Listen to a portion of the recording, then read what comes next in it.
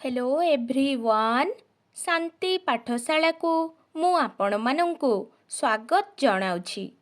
आजिकार एक नूतन भिडियो रे आमे आलोचना करिबा तुम विद्यालय रे छुट्टी विषय वस्तु को नहीं एक सुंदर और हृदयस्पर्शी रचना।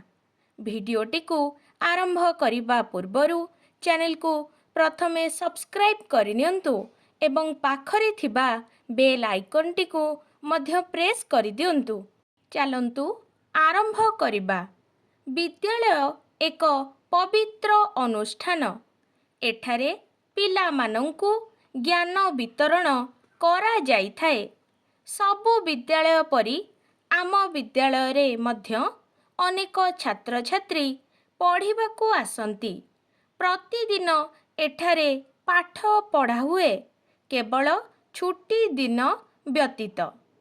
सप्ताहरे प्रति रविवार जेपरी छुट्टी दिन सेहीपरि पर्वपर्वाणी तथा जातीय दिवस आदि मानंकरे विद्यालय बंद रहे। प्रत्येक छुट्टी दिन खूब आनंददायक। मात्र आमे सेही छुट्टी दिन गुड़िक केवल वृथा भ्रमण बा मजा मजलिस रे बिताई देबा अनुचित। एही छुट्टी दिन गुड़िकर जेपरी पूर्ण विनियोग होई पारिबो सेथि प्रति ज्ञान रहिबा आवश्यक। विद्यालय बंद रहिले ताकू छुट्टी कुहा जाए। साधारणतः प्रति रविवार दिन विद्यालय बंद रहे। सेहीपरि शनिवार मध्य अधा दिन बंद रहे। मात्र एही छुट्टी गुड़िक व्यतीत आहुरी अनेक छुट्टी मिले। सेगुड़िक हेला दुर्गा पूजा, बड़ दिन, ग्रीष्म छुट्टी इत्यादि। एही छुट्टी गुड़िक दीर्घ। अक्टोबर मासरे दशहरा पर्व पालित हुए। सेथिपाई विद्यालय प्राय 15 रु 16 दिन छुट्टी रहे।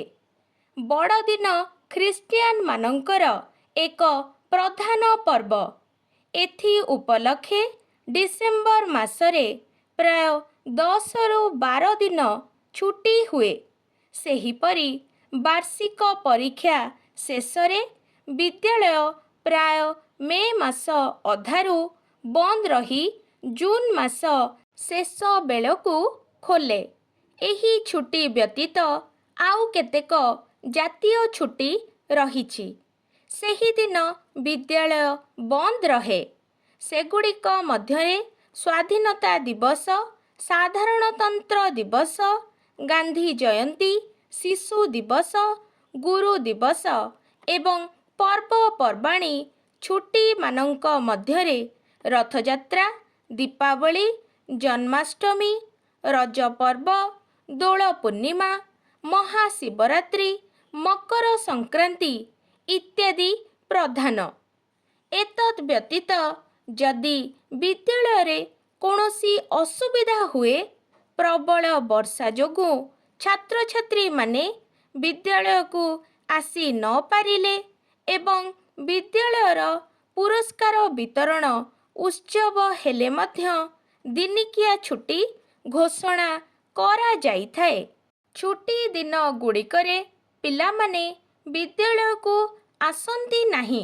सेमाने घरे पिता माता भाई भौणींक संगे आनंदरे रही थांती।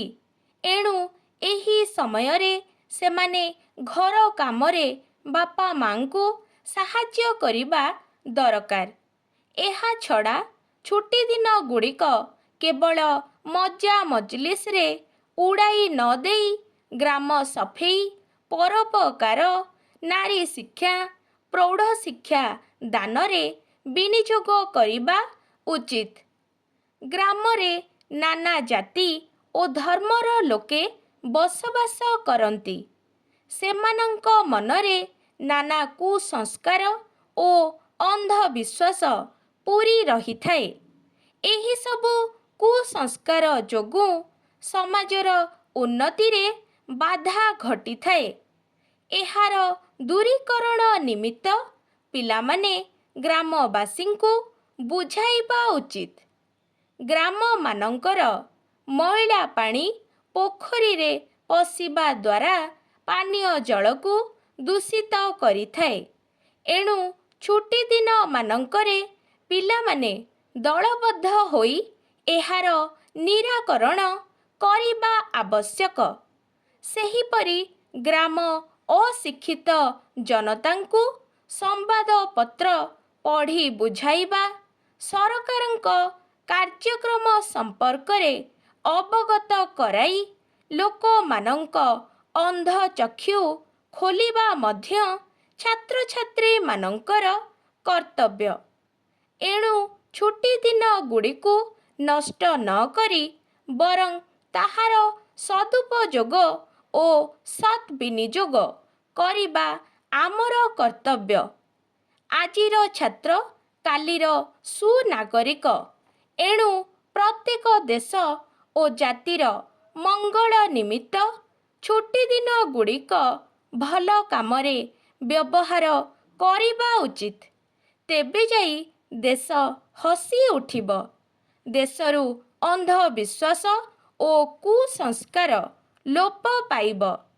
ଲୋକମାନେ ଆଦର୍ଶ ଜୀବନଯାପନ କରିପାରିବେ।